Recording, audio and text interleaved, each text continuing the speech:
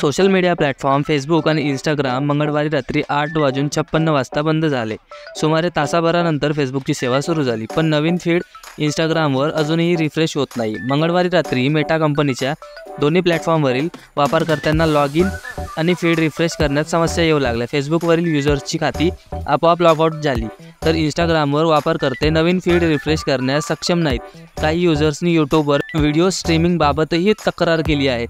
Log in करण्यासाठी हे platform वापरकर्त्यांच्या व्हॉट्सॲप आणि ईमेलवर पुनर्प्राप्ती कोड पाठवत आहेत, परंतु अनेक वापरकर्त्यांना हे कोड मिळत नाहीत। कोड उपलब्ध असला तरी तो लोड होत नाही। डाऊन डिटेक्टनुसार रात्री 9च्या सुमारास 21,000हून अधिक लोकांची समस्या नोंदवली आहे। यांमध्ये 52% लोकांनी लॉग इन समस्या, तर 40% लोकांनी ॲप्समध्ये समस्या आणि 8% लोकांनी वेबसाईटमध्ये समस्या असल्याचे नोंदवले आहे। मेटा प्रवक्ता अँडी स्टोन यांनी फेसबुकला सांगितले, इंस्टाग्रामच्या प्रॉब्लेम सॉल्व्ह करण्याचे काम चालू आहे।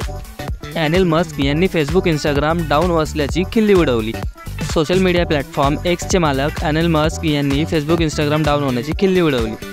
त्याने एक फोटो पोस्ट केला ज्यामध्ये मेटाशी संबंधित सोशल मीडिया प्लॅटफॉर्म दुःखी अवस्थेत दिसत आहेत, तर एक्स मस्तीच्या मूडमध्ये दाखवला आहे। यावर लिहिलं आहे, आम्हाला तुमच्या लोकांच्या समस्या माहीत आहेत, पण तरीही आम्ही काम करत आहोत।